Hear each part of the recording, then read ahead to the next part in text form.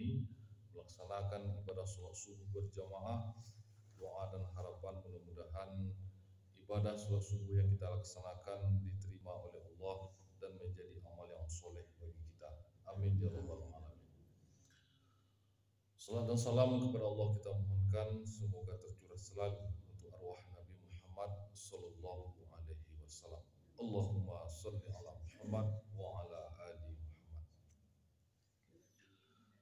Sebagai materi kuliah subuh kita pada pagi hari ini, kita ambil materi daripada hadis nomor ke-23 dalam kitab Matan Arba'in, yang hadis ini diriwayatkan oleh Imam Muslim.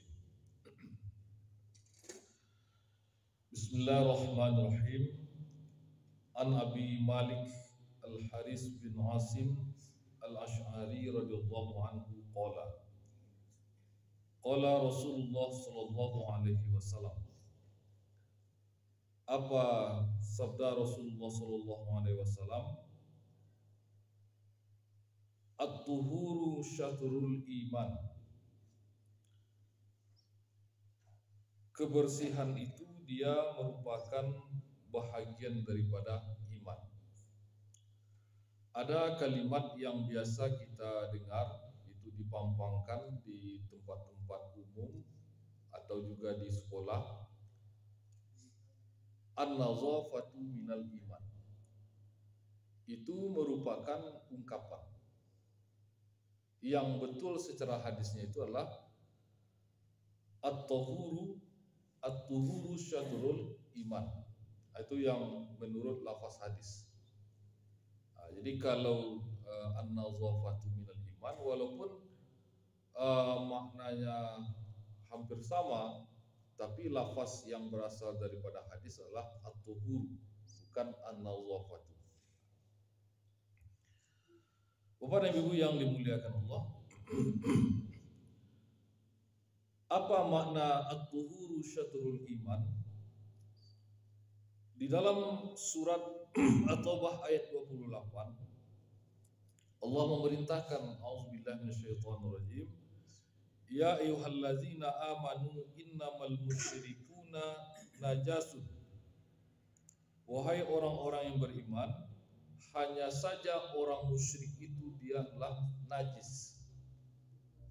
Fala yaqrabul masjidal haram. Maka janganlah mereka itu mendekati Masjidil Haram. Jadi keimanan itu dia merupakan kesucian. Sementara kekafiran ataupun kemusyrikan itu dia merupakan najis. Maka itulah sebabnya salat itu dia merupakan bukti daripada keimanan. Makanya dalam hadis lain dikatakan perbedaan antara orang yang beriman dengan orang yang kafir itu adalah salat. Walaupun mungkin mereka masih melakukan perbuatan yang dilarang, tetapi mereka itu masih salat, maka mereka itu adalah orang yang beriman. Mungkin ada waktunya bagi mereka untuk berpikir, ada waktunya bagi mereka untuk merenung, tapi masih sembahyang. Itu masih ada hubungannya dengan Allah Subhanahu wa taala. Tapi bukan berarti kita membenarkan perbuatan mereka itu. Ya, ada kok dosa-dosa sedikit nak sembahyang, ada, jangan. Kan kadang-kadang orang mengambil kesimpulan kan copet itu. Ada. Yang penting bayang. Kok ambil punya orang bonawak, kok bermaksiat bonawak, yang penting bayang. Tentu kalimat seperti ini tentu bukan kalimat yang benar.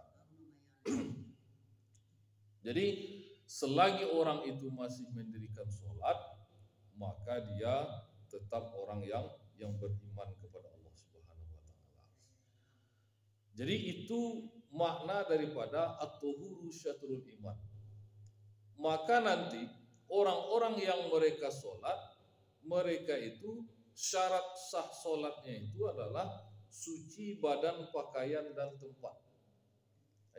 Itu hubungannya. Makna awal daripada at-tuhuru itu adalah bahwasanya keimanan itu dia merupakan kesucian, dan lawan daripada kesucian itu adalah kemusyrikan. Jadi kemusyrikan itu dia merupakan najis. Makanya ke Haramain, kepada Mekah, Madinah, maka dilarang orang-orang yang dia kafir untuk masuk ke kedua tanah haram tersebut. Itulah makanya ibu kota daripada Saudi Arabia itu bukan Mekah dan Madinah. Kenapa? Karena dalam hubungan negara tentu ada hubungan diplomatik. Orang-orang yang mereka itu anggota diplomatik tentu tidak semuanya dengan negara-negara Muslim. Jadi kalau mereka masuk ke Arab, ke Mekah dan Madinah, maka berarti sudah melanggar daripada ayat Allah Subhanahu wa taala. Cuman ada orang musyrikin yang berhasil masuk tapi masih menjadi kontroversi, yaitu namanya Christian Stockholm. Itu orang Belanda. Berhasil dia menyusup ke Mekah, ke Ka'bah. Dia belajar Islam waktu itu. Apakah dia mencari kebenaran? Dia sebenarnya ingin mengetahui bagaimana ajaran agama itu, Islam yang sebenarnya. Lalu nanti datang kembali dia ke Indonesia karena dia mendapatkan misi dari pemerintah Belanda. Aceh tidak pernah bisa ditaklukkan. Sekian banyak pertempuran yang terjadi, tapi tidak bisa untuk ditaklukkan. Bagaimana caranya lagi? Maka diutuslah orang yang ahli di bidang sosiologi untuk masuk. Lalu diselidikinya. Untuk menyelidikinya itu, dia tentu harus tahu dulu bagaimana yang agama Islam. Makanya kemudian Christian Stockholm itu dia membagi Islam itu kepada 3. Ada Islam ibadah, ada Islam ekonomi, ada Islam politik. Kalau Islam ibadah berikan fasilitas. Makanya penjajah Belanda menyediakan kapal untuk jemaah haji ke Baitullah. Kenapa? Karena ini masalah ibadah. Dan kemudian di dalam masalah ibadah ini dibuatlah program namanya sesuai dengan politik mereka itu divide et impera, yaitu pecah belah. Apa-apa yang bisa untuk untuk membangkitkan perselisihan di kalangan umat Islam ini, maka tumbuh suburkan. Ada persoalan-persoalan khilafiyah, maka tumbuh suburkan. Iko pakai sedina, iko indah adu ulang. Iko nan talafun niat, balafaskan niat, iko neninda dilafaskan niat, adu. Dan hal-hal lain yang persoalan itu tidak akan bisa untuk kita selesaikan nanti sampai hari kiamat. Bila selesai masalah itu, ketika bersobok wajah Nabi Muhammad. Dulu kami berselisih ya Rasulullah. Ada yang mengejek bismillahnya dijahatkan, ada pula yang mengejek bismillah disirkan. Ada yang mengejek bismillah itu tidak dibaca sama sekali. Mana buat itu dah? Itu nanti ketika hari kiamat. Bersobok wajah Rasulullah baru bisa selesai. Dan kini yang terbaik itu adalah lana a'maluna lakum a'malukum. Amalkanlah amaliyah yang menurutmu amal itu adalah benar, saya pun juga akan mengamalkan sesuai dengan yang menurut saya benar. Jadi tidak bisa kini untuk diperdebatkan. Kenapa demikian? Berapa habisnya energi umat Islam gara-gara perselisihan yang tidak bisa untuk diselesaikan itu. Makanya salah seorang ulama Syekh Qutb mengatakan, apa katanya? Natafaqna.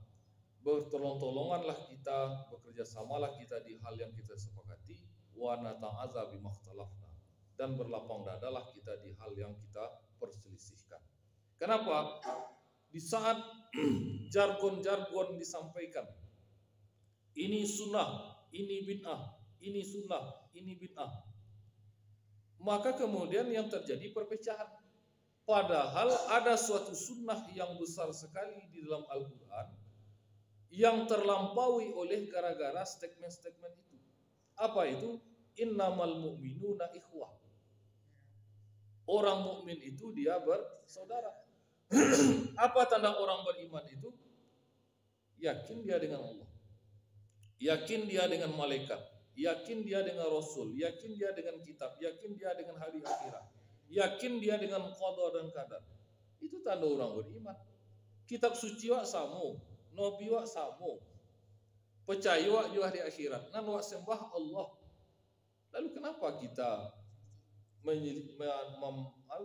membeda-bedakan ataupun juga menyalah-nyalahkan orang?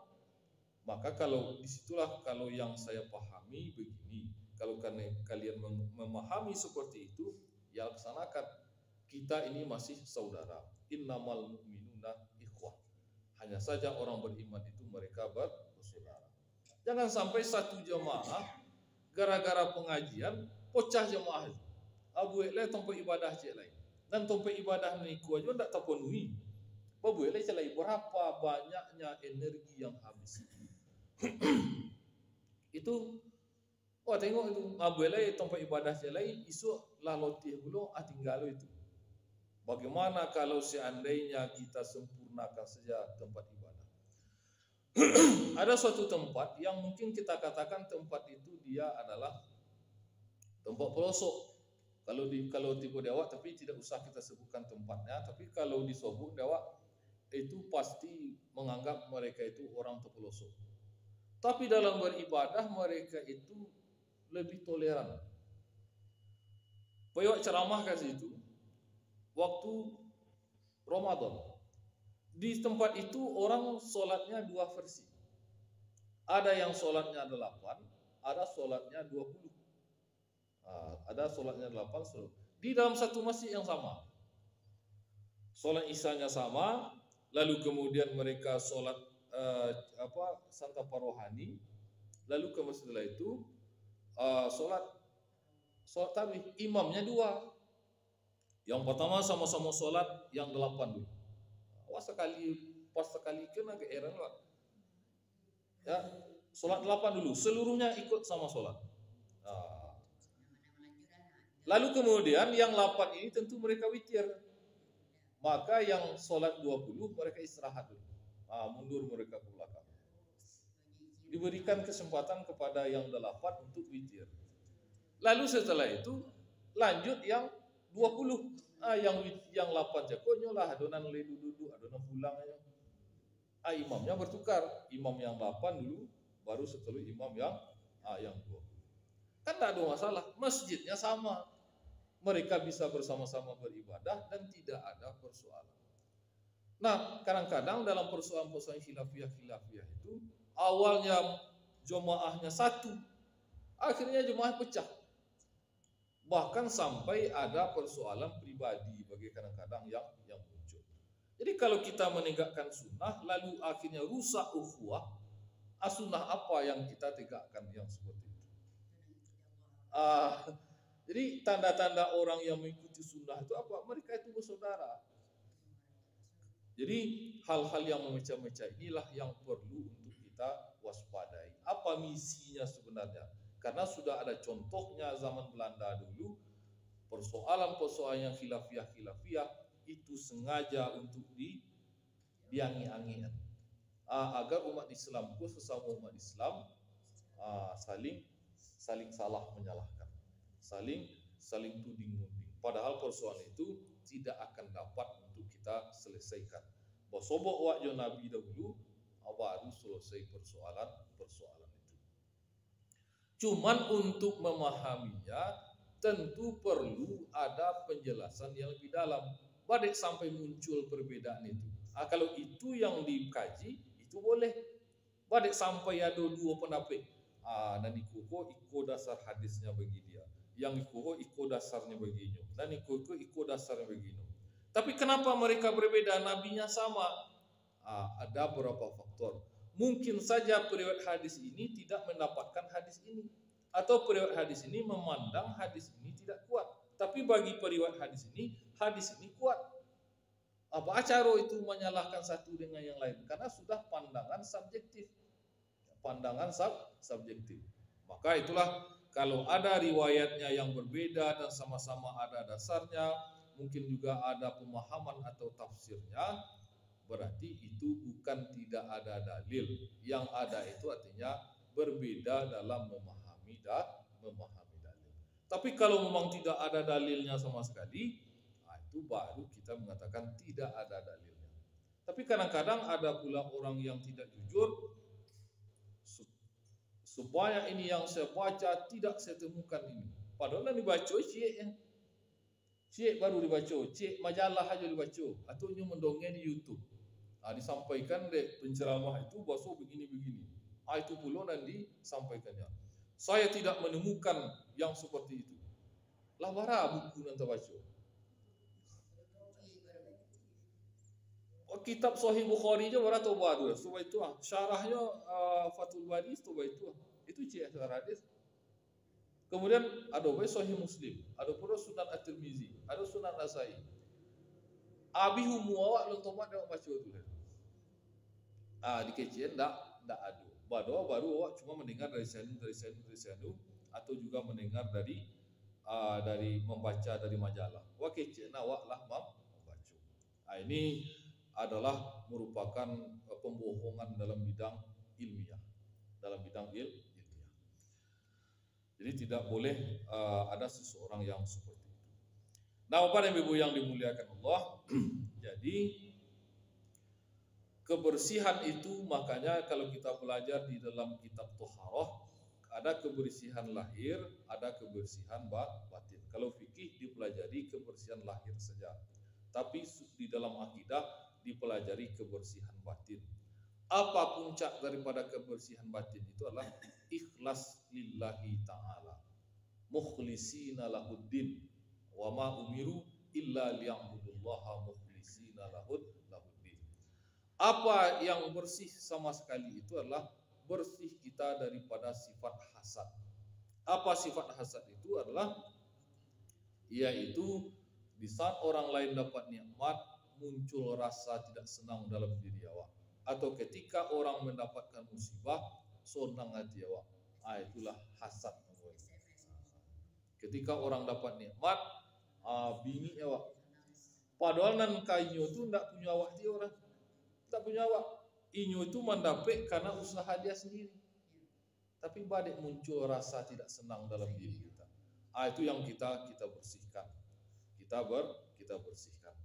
Ketika kita sudah merasa iri dengan nikmat yang ada diberikan oleh Allah Subhanahu wa taala kepada orang lain, berarti kita tidak redha dengan takdir Allah. Ketika lah bingi awak jo punya orang lain, maka berarti awak tidak reda dengan takdir Allah.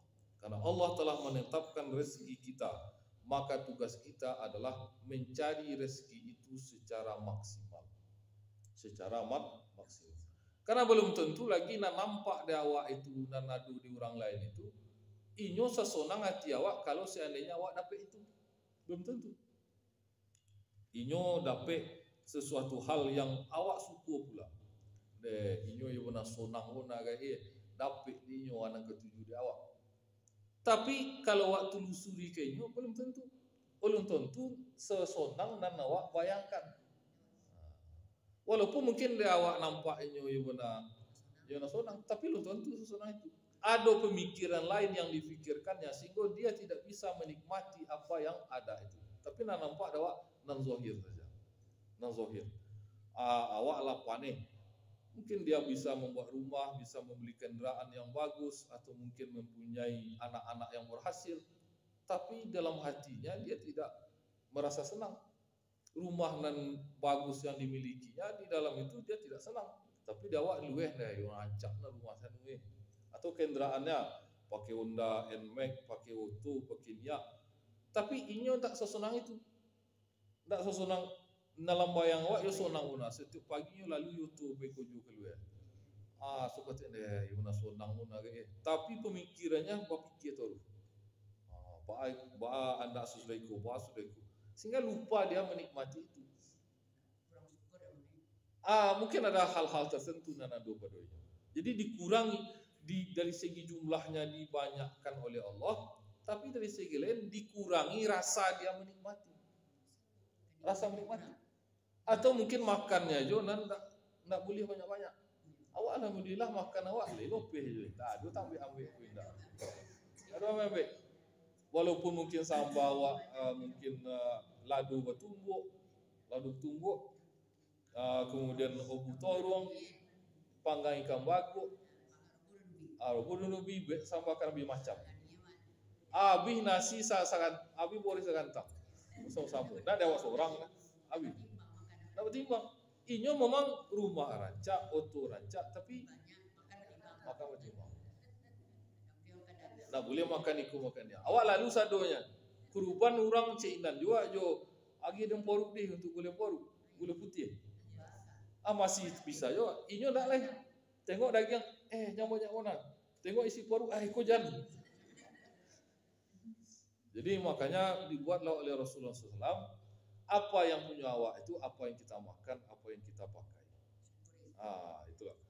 Jadi belum tentu lagi apa yang ada pada orang itu, belum tentu ini bisa menikmati. Ada orang anak berhasil, tapi nak ada di rumah cinta. Nak ada rumah anak jadi ko. Tapi inyo pulang pokoknya di rumah lain. Kapo ikan niak de angin na bitu. Kue niak de poina wa ke rumahnya inyo pak jam ompeknya lah berangkit pe kojo pulang ke 10. Tak bersobok. Kalau pe Jati tinggal bisa kamau ke Kepala Guntung. Kabate to sorah Jawa. Kemelenong sorah Jawa nak dorang kamambe. Jadi belum tentu lagi apa yang ada pada orang itu dia dapat menikmati. Makanya jangan sampai kita merasa iri dan dengki. Jadi kalau hasad ini sudah habis, maka dia akan membawakan kepada diri yaitu ridha. Di dalam beribadah pun juga kadang-kadang muncul hasad, merasa kibir, karena salah satu daripada tonggak hasad itu kibir, sombong. Dia merasa ibadahnya telah sempurna, lalu meremehkan ibadah orang lain. Itu dihapus, kita bersihkan, kita sucikan. Lalu baru kemudian suci secara zahir, yaitu kita membersihkan hadas dan najis. Kalau najis kita sucikan, tergolong kepada macam-macamnya. Apakah dia hadas najis ringan, mukhafafah, najis pertengahan mutawasitah, atau najis berat, najis mughallazah. Kita bersihkan menjelang kita melaksanakan ibadah sholat. Jadi kebersihan yang dimaksud dalam agama itu bukan hanya kebersihan dari segi zahir. Intinya adalah kebersihan secara batin. Karena dalam ayat dikatakan orang musyrik itu dia statusnya najis. Maka tidak boleh dia masuk ke dalam rumah Islam, rumah masjid Islam. Jadi Syekh Abbas Abdullah, pimpinan Namdikan Darul Funun itu, kenapa dia jadi tokoh? Karena keberanian dia. Tentara Jepang masuk ke masjid Jepang. Ini senang. Kalian tidak boleh masuk, kalian najis katanya. Itu dia jadi tokoh. Jadi tokoh itu bukan hanya dari segi ilmu. Kalau ilmu berapa banyak orang hebat. Tapi tokoh itu adalah di samping dia punya ilmu, dia punya prinsip. Lalu dia memperjuangkan prinsipnya itu dan dia berkorban dengan prinsipnya itu. Barulah dia jadi tokoh. Jadi tokoh itu bukan orang hebat aja. Ada hal-hal tertentu spesifikasi yang dimilikinya. Kalau cuma sekedar pendapat komentar, banyak orang yang tidak tahu pun bisa berkomentar. Tapi tokoh itu dia mempunyai ilmu, lalu ilmunya itu diterapkannya, dan ada tantangan yang dihadapinya, dan dia berkorban untuk menegakkan kebenaran walaupun akan menyebabkan dirinya menjadi rugi. Itu yang disebut dengan pahlawan. Buya Hamka seperti itu, mempertahankan pendapatnya, rela dia dipenjara, rela dia berhenti karena mempertahankan prinsipnya. Itu yang hidup itu prinsip. Tapi prinsip kita ini rasional, jangan prinsip dan membabi buta aja. Kan ada orang megang prinsip, tapi prinsipnya membabi buta. Nggak ada alasan. Jadi kalau seandainya orang itu pasti suatu saat nanti walaupun hari ini orang tidak memahami prinsip kita, tetapi suatu saat nanti ada waktunya orang akan mengatakan prinsip kita itulah sesuatu yang benar. Mungkin kini kan, awak dikecehnya Andi ada orang, dikecehnya awak bodoh.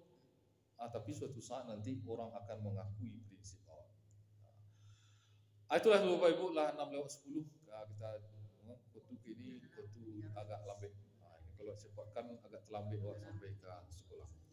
Demikian, terima kasih, banyak maaf. Jadi satu baru at-tuhuru syatrul iman, maknanya itu adalah bersih secara lahir dan bersih secara batin. Lahir suci badan, pakaian dan tempat, dan secara batin bersih daripada kemusyrikan dan muncullah keikhlasan kita kepada Allah Subhanahu wa taala. Demikianlah yang dapat kita sampaikan. Banyak maaf kalau ada kesalahan kekurangan. Kita tutup dengan subhanaka Allahumma rabbana wa bihamdika asyhadu an la ilaha illa anta astaghfiruka wa atubu ilaik. Wabillahi taufiq wal hidayah. Assalamualaikum warahmatullahi wabarakatuh. Secara langsung ini itu rekam, rekam. Secara langsung. Kau masuk. Hah?